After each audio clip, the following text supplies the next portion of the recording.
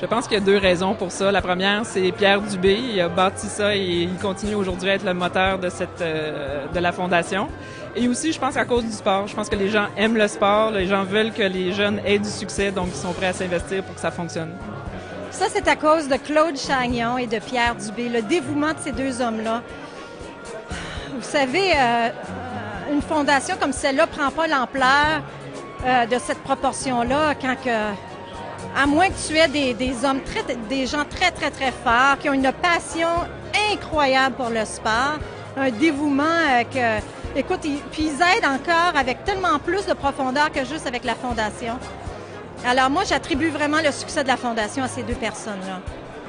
Je pense d'abord que ça a été mis sur pied de façon très méthodique et avec des partenaires qui, d'année après année, se sont représentés et ont cru à la cause, je pense, aussi du développement des athlètes au Québec. Donc, un bon partenariat, des gens de qualité aussi à la Fondation, ça fait la différence. Je pense que ça apporte un support incroyable aux jeunes étudiants. Puis, je pense que les jeunes étudiants qui restent ici au Canada, puis qui excellent dans leur sport aussi, on a besoin d'un support comme ça. Puis, la Fondation a été fantastique personnellement depuis le début.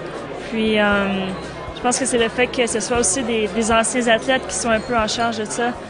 Ça l'encourage, puis ils comprennent ce que ça prend en tant qu'étudiant athlète pour atteindre des niveaux supérieurs.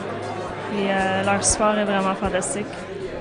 Bien, je pense que la raison majeure, c'est la présence de Pierre Dubé, qui est le pilier, mais également des gens qui ont passé au tout début de la Fondation. On pense à Pierre Lortie, qui était un des premiers présidents, et tous les gens qui ont été là à l'époque. Et la Fondation a su se renouveler constamment, c'est-à-dire intéresser des gens du monde des affaires au fil des années.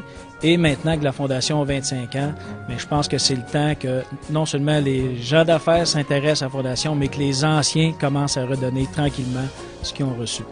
Parce que le travail que la Fondation fait est très important. La vision est très importante. C'est l'aspect étudiant et athlète. Il n'y a pas beaucoup de fondations qui s'impliquent comme la Fondation ici, et c'est très important pour les jeunes qui essayent de leur mieux au niveau sportif, mais aussi c'est toujours l'académique, le niveau académique qui est très important.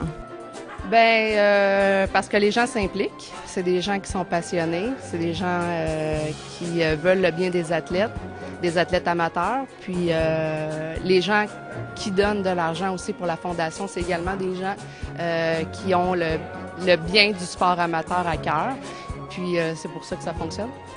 Je pense que c'est l'expansion tout simplement de tous les sports amateurs, puis qui ont mené à, je pense, autant de monde sur le plan professionnel, des Québécois de plus en plus, puis je pense que ça commence à la base, puis de plus en plus qu'on a les Alouettes qui gagnent, des grosses équipes, le sport universitaire, faut pas le dénier, le Rouge et Or, l'Université Laval, après ça, amener les autres équipes francophones au Québec, puis c'est ça qui amène tous les jeunes, puis de plus en plus de jeunes commencent à prendre la place, là. C'est sûr que c'est une fondation qui a des objectifs que beaucoup de gens apprécient au Québec. Donc, ça entraîne un input incroyable des gens d'affaires. Donc, plus les gens se joignent à ce bel objectif-là, plus la fondation grandit, plus il peut y avoir d'athlètes qui sont supportés. Puis avec une cause aussi noble, pour moi, c'est pas surprenant.